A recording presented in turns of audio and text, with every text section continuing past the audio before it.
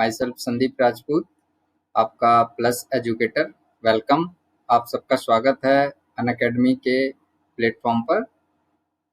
और आज हम चर्चा करेंगे 7th सेशन की important science discussion via MCQs, और ये सेशन है हमारा 7वां। इससे पहले 6 सेशन हो चुके हैं और ये 7वां सेशन है। पूरा मैंने कुछ इम्पोर्टेंट साइंस के क्विज उठाए हैं via MCQ। Multiple choice question है आपके, और 6 सेशन मैं करवा चुका हूँ आपका। ये 7th सेशन है। इसमें डिस्कस करने से पहले, स्टार्ट करने से पहले हम कुछ बात करेंगे कि साइंस आपके लिए इम्पोर्टेंट क्यों है, किस तरीके के क्वेश्चन पूछे जाते हैं, क्या क्वांटिटी रहती है क्वेश्चंस की आपके जो एग्जाम आने वाले हैं या आप देने वाले हैं। उन सारी चीज़ों पर चर्चा करके, अगर आप अभी प्लस पर नहीं है तो प्लस क्यों आपको ज्वाइन करना चाहिए, ये सारी बातें हम डिस्कस करेंगे। और डिस्कस करने के बाद जो आपके क्वेश्चन होंगे उसके मैं सारे एस्पेक्ट्स आपको डिस्कस करूंगा। मीन्स कि क्वेश्चन सिर्फ आंसर बता के आपको छोड़ूंगा नहीं, और बाकी चीज़ें उसके क्या और एक्सपेक्टेड क्वेश्चन बन सकते हैं, क्या बेसिकली चीज़ें होती हैं, सारी चीज़ें हम डिस्कस करेंगे उसमें। ठीक है, और तो स्टार्ट करते हैं सेशन को। अभी जिन्होंने नहीं देखे हैं तो वो 1 से 6 तक के सेशन देख सकते हैं, ज्वाइन कर सकते हैं। सारे कॉन्सेप्ट आपके क्लियर कराए हैं, चाहे वो लाइट से रिलेटेड हो या वेव से रिलेटेड हो, सारी चीज़ों पर हमने बात की है। ठीक है, तो अभी हम नेक्स्ट सेशन पर चले गए हैं, 7वें सेशन पर। अभी स्टार्ट करने से पहले देखो, साइंस एक बड़ा मेजर पोर्शन है, क्योंकि इसमें आपके अप्रॉक्स, अगर मैं PCS की बात करूं, लगभग 20 to 25 के बीच में क्वेश्चन आते हैं आपके। और ये एक बहुत ही बड़ा दायरा है। अगर आप प्रीलिम्स क्वालिफाई करना चाहते हैं तो इसमें आपका स्कोर कम से कम 22 क्वेश्चन होना चाहिए। वो तभी होगा क्योंकि क्वेश्चन सारे जो भी रहते हैं बिल्कुल बेसिक क्वेश्चन रहते हैं, क्वेश्चन टफ नहीं होते, बस आपका कॉन्सेप्ट क्लियर होना चाहिए। तो और भी कोई आप एग्जाम देंगे, चाहे वो BE का हो, अभी रिसेंट में प्लान है, या RO का हो, या जो हमारे सदस्य UPSSC दे रहे हैं, सारे में साइंस एक मेजर पोर्शन की तरह उभरता है। लगभग 15 से 20 इनमें क्वेश्चन आ जाते हैं। तो आपको ये सारे सेशन अटेंड करने चाहिए, आपका कॉन्सेप्ट डेफिनेटली क्लियर होगा। अभी इतने सारे क्वेश्चन क्यों आते हैं, क्योंकि इसका एरिया भी साइंस का बहुत ब्रॉड है। आपका फिजिक्स से रिलेटेड पूछ लेता है, केमिस्ट्री से रिलेटेड पूछ लेता है, बायो से रिलेटेड, फिर इसके बाद में ये तो 3 मेजर हैं पार्ट। इसके बाद में टेक्नोलॉजी से रिलेटेड जो चीज़ें आती हैं वो भी आपका इसी सेक्शन के अंतर्गत काउंट की जाती हैं। इसमें सॉरी, इसमें चाहे आपका बायोटेक्नोलॉजी हो, नैनो टेक्नोलॉजी हो, स्पेस टेक्नोलॉजी हो, डिफेंस हो, तो ये सारे इसी के अंदर इनकॉर्पोरेट होते हैं। स्पेस टेक्नोलॉजी बहुत इंपॉर्टेंट पोर्शन है, डिफेंस टेक्नोलॉजी से आपसे पूछते हैं, है ना। तो काफ़ी दायरा बड़ा है साइंस का, तो उसी हिसाब से आपको प्रिपेयर करना होगा। लेकिन क्वेश्चन बहुत ही बेसिक रहते हैं, तो अगर एक बार आपका कॉन्सेप्ट क्लियर हो जाता है तो आपके गलत करने के चांसेस बहुत ही कम हो जाते हैं।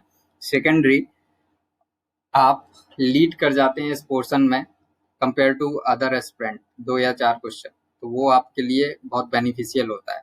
ओके, तो लेट्स स्टार्ट द सेशन। और ये कुछ मेरे बारे में है। मैं एकेडमिकली बीटेक एंड MBA हूँ। 10 ईयर का मुझे प्रोफेशनल एक्सपीरियंस है, various MNC। Last time I have posted in VIL as a area manager. Okay, and along these 10 year, last 4 years I have given offline coaching to civil aspirant. Some of them are selected now in civil services, और ये मेरा खुद का civil services का experience है। 2 बार मैंने UPSC mains 2012 और 14 qualify किया है, और multiple time UPSC mains from 2013 to 2017 qualify किया है, और along with that 3 times I have faced the interview of UPSC RO mains दोनों बार का मैंने लिखा है, 2014 और 17 का। और यूपी ट्रिपल एस सी, जब इसे लोअर पीसीएस बोलते थे, आयोग कराता था, तब मैंने 2013 और 15 का इंटरव्यू भी फेस किया है। तो ये मेरा कुछ सिविल और एकेडमिक एंड प्रोफेशनल एक्सपीरियंस था, मेरी प्रोफाइल थी। अभी ये कोर्स किसके लिए, ये जो सेशन है किसके लिए काम में आएंगे, तो जैसे मैंने बताया, आप कोई भी प्रीलिम्स का एग्जाम देते हैं तो उसमें साइंस एक मेजर पोर्शन की तरह उभरता है। आपका लगभग 20 से 25 क्वेश्चन पीसीएस एंड अगर रेस्ट एग्जाम की हम बात करें, जैसे UP triple S C block education officer और रिव्यू ऑफिसर, इन सब में भी अप्रोक्स ये दायरा 15 से 20 क्वेश्चन का रहता है आपका। ठीक है, तो कोई भी एग्जाम हो आपका, जैसे शेड्यूल पहले बीईओ है, फिर आरओ है, फिर पीसीएस है, तो इन तीनों एग्जाम्स के लिए तो मोस्ट इम्पोर्टेंट है। रही बात UP triple S C exam की, तो मैंने क्वेश्चन का लेवल जो रखा है बहुत ही मॉडरेट है, और जब मैं आपको क्वेश्चन कराऊंगा तो उसमें आपका बेसिक से लेके एडवांस तक की जो चीजें हो सकती हैं या पूछी जा सकती हैं आपसे, वो उन सारे पर हम लोग चर्चा करेंगे। तो ये यूपी ट्रिपल एस सी में जो स्ट्रेट फॉरवर्ड क्वेश्चन आते हैं आपके सीधे सीधे पूछने वाले, तो वो आपके सारे क्लियर होंगे, क्योंकि आपका बेसिक क्लियर होगा। ओके, तो ये इन सारे एग्जाम्स के लिए इम्पोर्टेंट है। नेक्स्ट, अगर आपने अभी तक प्लस ज्वाइन नहीं किया है, तो मैं बार बार बोलता हूँ, हर एक आपके लेक्चर में बोलता हूँ कि अनअकैडमी बेस्ट ऑनलाइन प्लेटफॉर्म है आज की डेट में इंडिया का। आपको मैं थोड़ा ब्रीफ कर देता हूँ इस बारे में। अनअकैडमी दो तरह की क्लासेस चलाती हैं आपकी, एक स्पेशल क्लासेस एंड एक आपका रहता है प्लस। स्पेशल सभी स्टूडेंट के लिए जस्ट लाइक अ डेमो है, फ्री क्लास है। इसमें आप आके चेक कर सकते हैं किस तरीके का स्टडी रहता है या किस तरीके के पढ़ाया जाता है, ये एकदम फ्री है, हर एक एजुकेटर द्वारा कंडक्ट की जाती है। और प्लस आपकी पेड क्लासेस हैं, यहाँ पर आपको डिटेल कोर्स नॉलेज और सारा एग्जाम की प्रिपरेशन कराई जाती है विद नोट। अभी आप कोई ऑफलाइन कोचिंग और ऑनलाइन कोचिंग दोनों में बहुत ही ज़्यादा डिफरेंसेस है, क्योंकि अगर आप ऑफलाइन प्रेफर करते हैं तो आपको मिलती है 4 से 5 एजुकेटर की फैकल्टी। ठीक है, यही 4 से 5 एजुकेटर आपका कोर्स कंप्लीट कराते हैं। लेकिन अगर आप ऑनलाइन ज्वाइन कर रहे हैं like Unacademy platform, Unacademy plus platform, तो ये एक कैटेगरी, जैसे मैं सिंपल बात करूं यूपी पीएससी की एंड यूपी ट्रिपल एससी के नाम से कैटेगरी है। ठीक है, तो इसमें 40 से 45 टीचर हैं, मोर देन 40 प्लस एजुकेटर। तो आप बाउंडेड नहीं रहते, फिक्स नहीं रहते। मीन्स अगर ऑफलाइन में आप 4 से 5 हैं, आपको समझ में नहीं आ रहा है, उनका मटेरियल कंटेंट अच्छा नहीं रहा है, बट आप पे कर चुके हैं, तो स्टक हो जाते हैं। बट ऑनलाइन अनअकैडमी प्लस में ये सुविधा है कि ये 40 प्लस एजुकेटर जो हैं, आप किसी भी एजुकेटर को स्विच कर सकते हो। मीन्स आपको मेरा साइंस टेक अच्छा नहीं लग रहा है, आप किसी दूसरे एजुकेटर से साइंस टेक पढ़ सकते हो। और सारे एजुकेटर के एट अ टाइम अगर मैं बात करूं, हर एक सब्जेक्ट के जो आपके बेसिक जीएस के सब्जेक्ट हैं लाइक हिस्ट्री, पॉलिटी, जियोग्राफी,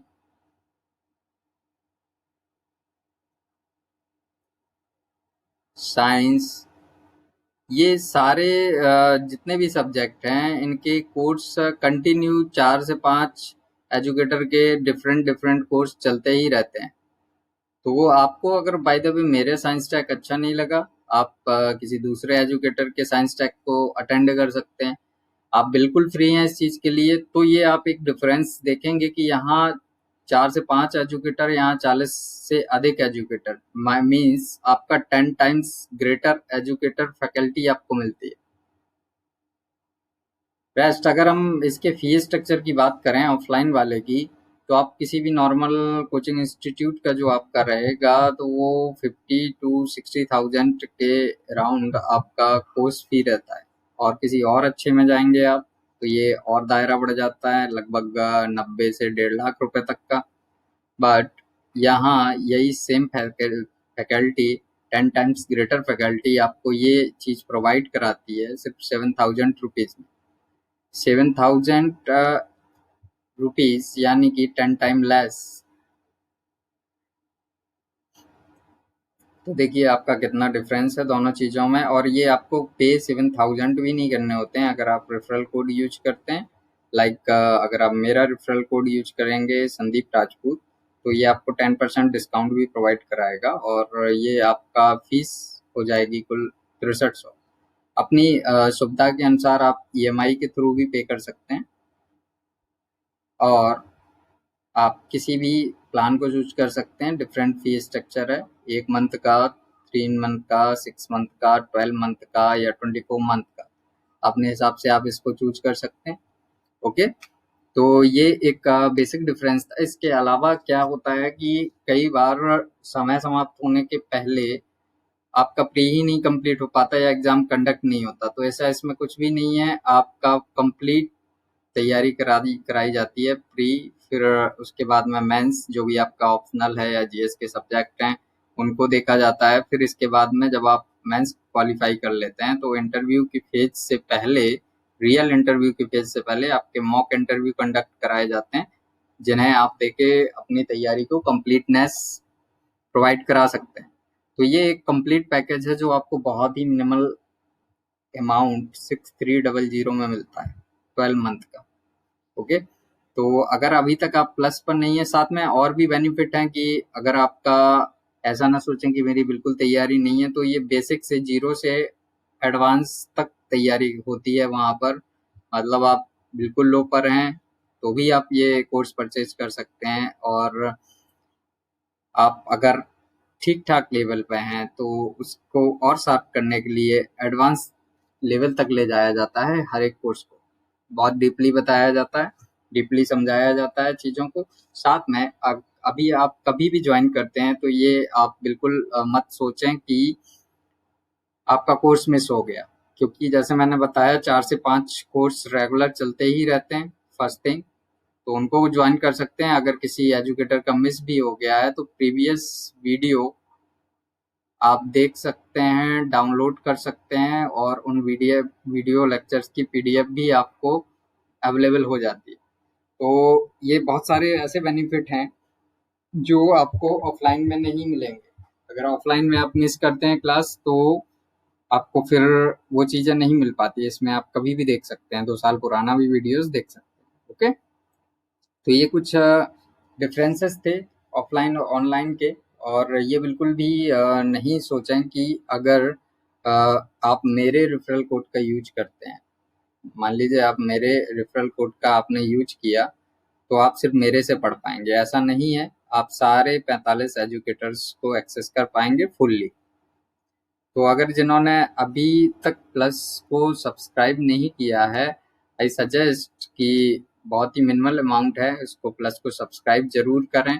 और कोई क्वेरी है तो आप इस नंबर पर कांटेक्ट कर सकते हैं। ओके, मेरे से बात कर सकते हैं, अपनी क्वेरी डाउट सारा आपका मैं क्लियर करूंगा। ओके, तो लेट्स बिगिन द सेशन। और हमने जहाँ तक करवा दिया था उसके आगे चलेंगे हम लोग। ओके, ये सारा हम डिस्कस कर चुके हैं अभी तक। अब इसके आगे हम देखते हैं कि आज आपके लिए क्या है स्पेशल।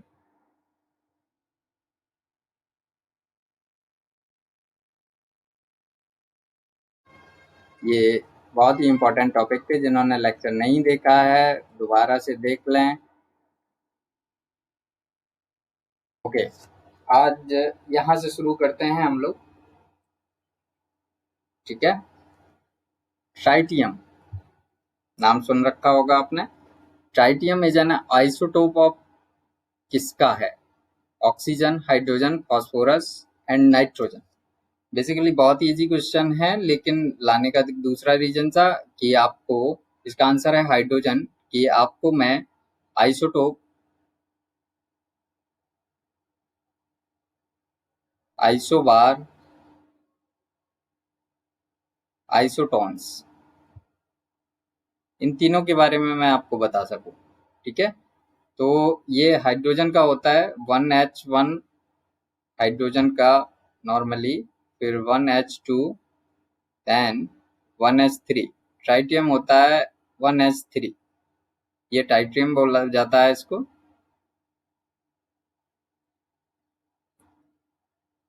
ये ड्यूटेरियम है आपका।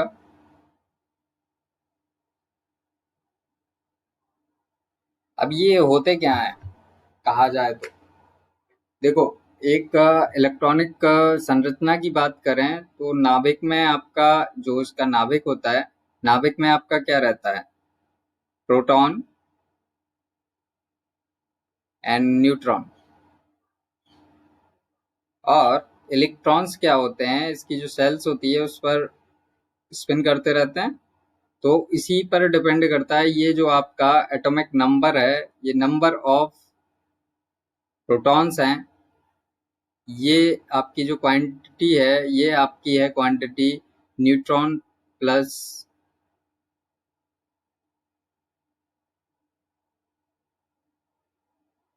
N+P, या आप कह सकते हैं इलेक्ट्रॉन। ठीक है, देखो अभी आपको मैं फिगर में बताता हूं। तो जिन आइसोटोप्स किनको कहेंगे, जिनका एटॉमिक नंबर सेम रहेगा, ठीक है, और एटॉमिक वेट ये डिफरेंट होगा। देखो यहाँ इनका 1 है, यहाँ 2 है, यहाँ 3 है, ये डिफरेंट है। मतलब आप सिंपल कह सकते हैं नंबर ऑफ प्रोटॉन्स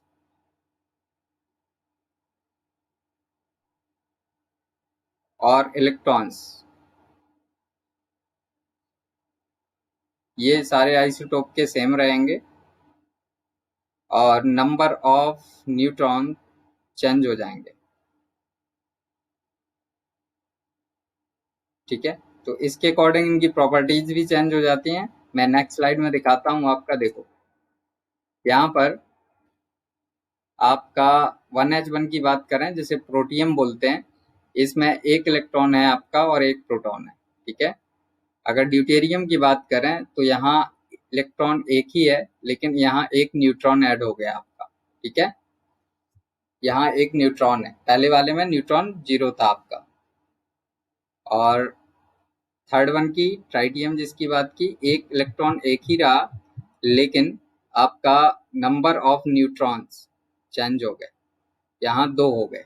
ओके, तो ये एक आइसोटोप्स हैं आपके हाइड्रोजन के, ऐसे कई उनके होते हैं डिफरेंट एलिमेंट के। अभी मैं देखो दोनों का डिफरेंस आपको बता रहा हूँ, आइसोबार एंड आइसोटोप्स क्या होता है डिफरेंस। अभी देखो एग्जाम्पल पहले देखो, इसमें क्या है, 26 Fe58 और 27 Ne58, निकिल और आयरन। तो यहाँ पर आप देखेंगे एटॉमिक वेट आपका 58 सेम है। तो देखो इसको एटॉमिक वेट कह लें या mass number, they have same mass number. Isobar में same mass number but different atomic number. Atomic number different होगा, मास नंबर सेम होगा। Then number of electrons are different in isobar, electrons की संख्या अलग अलग हो जाएगी। ओके, और इसी के अकॉर्डिंग केमिकल प्रॉपर्टीज हैं जो वो अलग अलग हो जाएंगी। आयरन की अलग होती है, निकल की केमिकल प्रॉपर्टीज अलग होती है। हाँ, और जो लास्ट वन लिखा है, they are atoms of different elements. Okay, अगर आइसोटोप्स की बात करें, सेम एटॉमिक नंबर, नीचे नीचे वाला जो रहता है आपका एटॉमिक नंबर रहता है, एटॉमिक का नंबर, ये आपका एलिमेंट, और ये आपका मास नंबर। ठीक है, इस तरीके से मेंशन करते हैं। तो यहाँ पर सेम एटॉमिक नंबर रहेगा, मतलब नीचे वाला आपका सेम रहेगा, और मास नंबर डिफरेंट होगा, ये आपका चेंज हो जाएगा। यहाँ पर same number of protons but different number of neutrons. और ये दे हैव आइडेंटिकल, याद रखिएगा आइसोटॉप्स एक ही एलिमेंट का होता है, ये नीचे मेंशन भी कर रखा है सेम एलिमेंट का। तो उनकी जो केमिकल प्रॉपर्टीज होंगी वो सेम होंगी। और यहाँ पर चूंकि डिफरेंट एलिमेंट का होता है तो उनकी केमिकल प्रॉपर्टीज आपकी जो होंगी वो डिफरेंट होंगी। एक और चीज है आपका आइसोटोन्स। अब आइसोटोन्स क्या होता है, सम न्यूट्रॉनिक, हिंदी में बोले इनको तो समस्थानिक,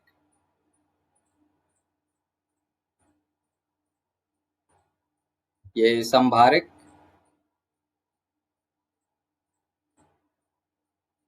ये आपका सम न्यूट्रॉनिक।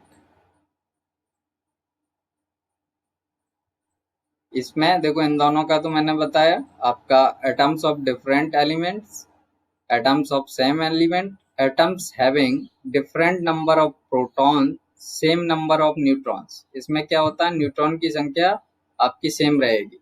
लाइक एग्जांपल देखें आपका, और इनकी प्रॉपर्टीज में देख लें, same atomic number, different mass number, same mass number, different atomic number, different number of protons, same number of neutrons. तो C6 12, C6 13, C6 14, 8 न्यूट्रॉन रहेंगे, इसमें 7 रहेंगे, इसमें 6 रहेंगे। यहाँ का एग्जाम्पल देखें एक, यहाँ मास नंबर दोनों के कॉमन है आपके, ठीक है, एटॉमिक नंबर डिफरेंट हैं। लास्ट वन की बात करें, इनको आप घटाएंगे, 15P31 और 16S32, मतलब फास्फोरस एंड सल्फर।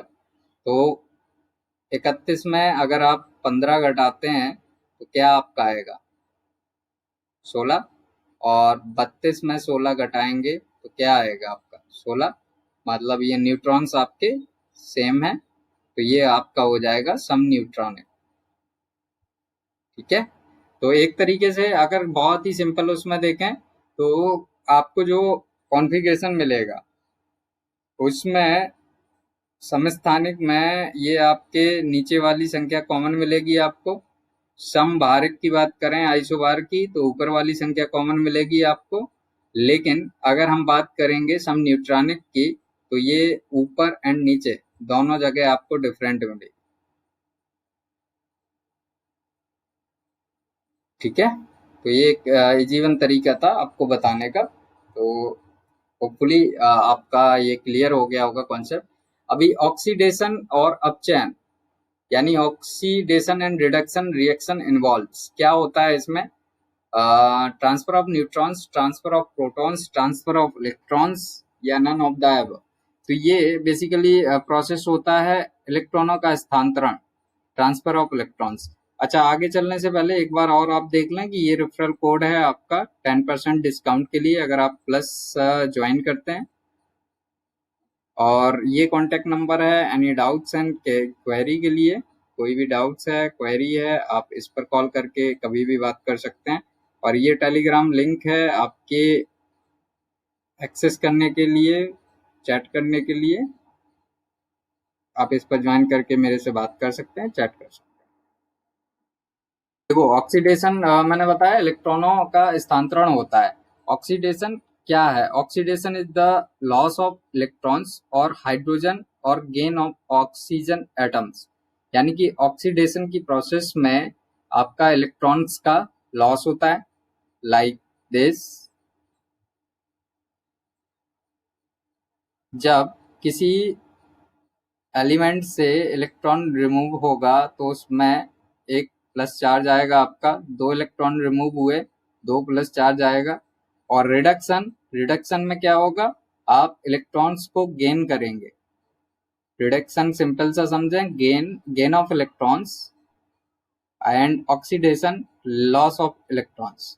तो यहाँ पर जब आप गेन करेंगे इलेक्ट्रॉन्स को, कोई एलिमेंट आपका, तो जितना गेन किया, अगर 1 इलेक्ट्रॉन किया 1 माइनस आएगा आपका, 2 इलेक्ट्रॉन गेन किया 2 माइनस आएगा, okay.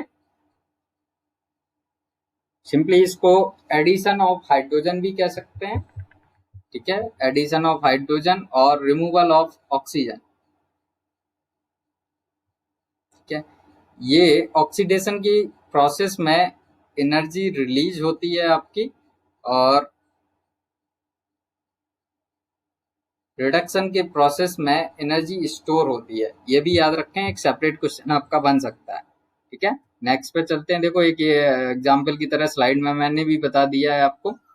Oxidation, compound A losses electrons, तो नेगेटिव आ गया, ऑक्सीडाइज हो गया।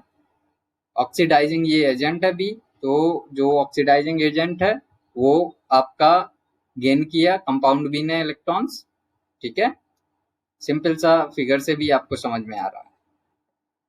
देखो सीमेंट निर्माण के दौरान जिप्सम को क्लिंकर में किस लिए मिलाया जाता है,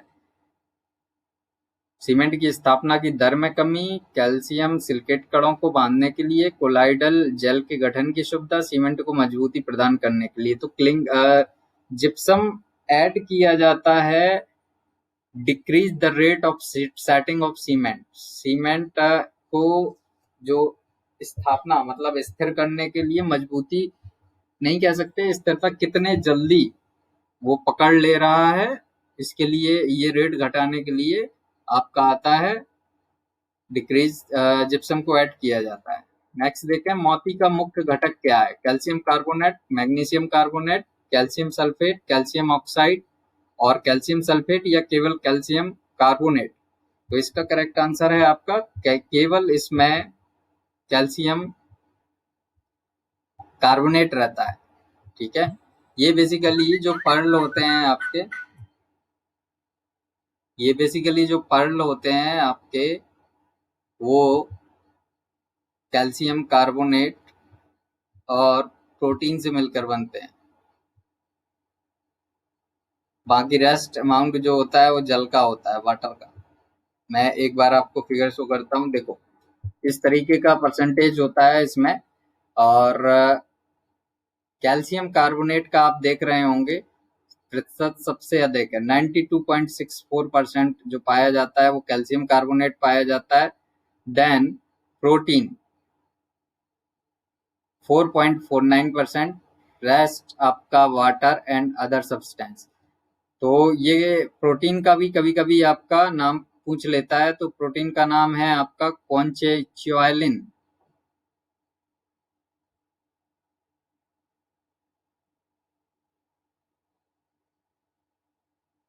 ये प्रोटीन है आपकी कॉन्चेच्युलिन। ठीक है, ये प्रोटीन पर्ल में पाई जाती है आपके। नेक्स्ट देखें, कार्बन के दो आइसोटोप के अनुपात का निर्धारण करके जीवाश्म की आयु का पता लगाया जाता है। आइसोटोप हैं C12, C14, C13, C14, C12, C13 या C12 और कार्बन ब्लैक। तो इसका देखो करेक्ट आंसर तो आपका है C12 और C14 यानी कि सी ऑप्शन।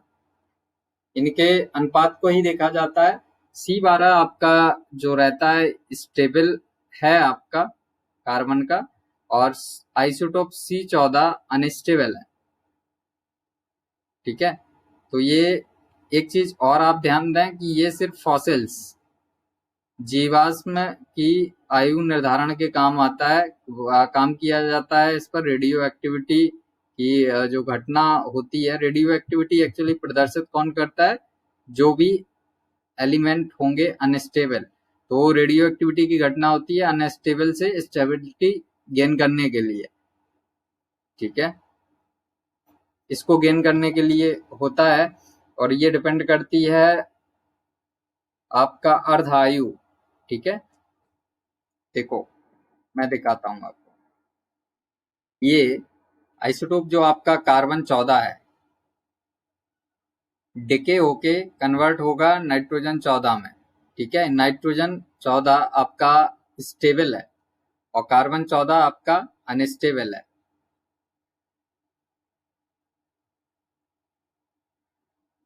तो जो इसका हाफ लाइफ पीरियड है वो है 5730। ओके, तो इसके अनुसार हम काउंट कर लेते हैं कि कितना अमाउंट उस फॉसिल्स में था और इतने साल बाद कितना बचा, तो उस अकॉर्डिंग उसकी आयु का निर्धारण हो जाता है। और याद रखें, कार्बन डेटिंग भी इसे बोलते हैं। ओके, और कार्बन डेटिंग का जो प्रयोग किया जाता है वो सिर्फ फॉसिल्स के लिए किया जाता है, जीवाश्म के लिए। हर किसी के लिए नहीं कर सकते। अगर आप चाहें कि सैंड या किसी पत्थर की आयु आप निर्धारण करना, तो इनके लिए ये वर्कफुल नहीं होता। ये सिर्फ बात करेगा पेड़ पौधे हैं या कोई जीवित, कभी कोई जीवित रहा है, उनके लिए ये काम करेगा। सेम आप कुछ चीजें और देख सकते हैं, जैसे पोटेशियम का है आपका पोटेशियम 40, तो ये आर्गन 40 इसका स्टेबल है, इस पर जाता है। इसकी अर्धायु 1.3 बिलियन। रुबिडियम 87 ये जाता है कन्वर्ट होके स्ट्रोंशियम 87 में 47 बिलियन। यूरेनियम का भी आप आता है ना यूरेनियम डेटिंग, तो ये 238 लेड 206 में और यूरेनियम 235 लेड 207 में ये कन्वर्ट होते हैं और ये इनकी अर्धायु है। ठीक है, चलो नेक्स्ट को देखो, निम्नलिखित में से कौन सी गैस, गैर विषैली गैस फल को पकाने वाले एंजाइम के निर्माण में मदद करती है। ये बहुत ही पॉपुलर इनका क्वेश्चन है, कई बार पूछा गया है आपसे ये वाला क्वेश्चन, तो आपको ध्यान रखना है। ये गैस है आपकी एसिटिलीन। ठीक है, फलों को पकाने में काम आने वाली गैस है आपकी एसिटिलीन। नेक्स्ट देखें, वर्मी कंपोस्ट। वर्मी कंपोस्ट नाम से ही आपको पता है खाद में प्रयोग होता है, केंचुओं द्वारा बनाई गई खाद है। इसका एक दूसरा नाम हम दे सकते हैं ऑर्गेनिक बायो फर्टिलाइजर, जैविक जैव उर्वरक। नेक्स्ट देखें, कानून प्रवर्तन एजेंसी। सिंपल सा इतना बड़ा आपका लिखा है, उसमें आपको ध्यान देना है ये कि एक जो ड्रिंकिंग अल्कोहल ड्रिंक करते हैं उनको चेक करने के लिए फूंक लगवाई जाती है एक अल्कोहलिक सॉरी अम्लीय एसिडिक सॉल्यूशन में। ठीक है, सोडियम डाइक्रोमेट के, तो वो कलर चेंज हो जाता है अगर कोई ड्रिंक किया है। तो वो कलर कौन सा होता है, बेसिक क्वेश्चन है। ये कलर, इसका करेक्ट आंसर है आपका दिया है नारंगी से हरा, नारंगी से रंगहीन, पीला से नारंगी, रंगहीन से नारंगी, बट ये होता है नारंगी से हरा। नेक्स्ट देखें, भूकंप आने के कुछ मिनटों या घंटों पहले निम्नलिखित से कौन सी गैस जमीन से बाहर आती है। तो ये आपका जेनॉन, आर्गन, रेडॉन या हीलियम। तो इसका करेक्ट आंसर है आपका रेडॉन। रेडॉन को भूकंप सूचक गैस भी बोला जाता है। ओके, इसको भूकंप सूचक गैस भी बोलते हैं हम। तो रेडॉन आपका राइट आंसर है। लास्ट देखें हम, कृत्रिम वर्षा, क्लाउड सीडिंग। क्लाउड सीडिंग होती है ना आपका वर्षा कराने के लिए कृत्रिम तौर पर। तो क्लाउड सीडिंग के लिए प्रयोग किए जाने वाला रासायनिक द्रव्य कौन है, सिल्वर आयोडाइड, सोडियम क्लोराइड, सूखी बर्फ या सभी। देखो, बेसिकली यूज किया जाता है सिल्वर आयोडाइड, एजीआई, आप लोगों ने सुन भी रखा होगा, लेकिन बाकी सारे का भी यूज होता है, सोडियम क्लोराइड हो, सूखी बर्फ हो, सभी का यूज होता है। एक बार मैं आपको फिगर दिखाता हूँ, sorry I miss that the figure, but कोई नहीं, हम नेक्स्ट सेशन में मैं आपको शो करूंगा उसके बारे में। और किसी भी डाउट क्वेरी के लिए आप डेफिनेटली कॉल करें इस नंबर पर। संदीप राजपूत मेरा रेफरल कोड है 10% डिस्काउंट के लिए, और किसी भी क्वेरी के लिए इस नंबर पर संपर्क करें। प्लस के रिगार्डिंग, स्टडी के रिगार्डिंग आप मेरे से बात कर सकते हैं, अपने डाउट्स क्लियर कर सकते हैं। ठीक है, तो फ्रेंड्स अब हम मिलते हैं नेक्स्ट सेशन में, उसमें हम आगे चर्चा करेंगे साइंस के क्वेश्चन पर। Have a good day, thank you.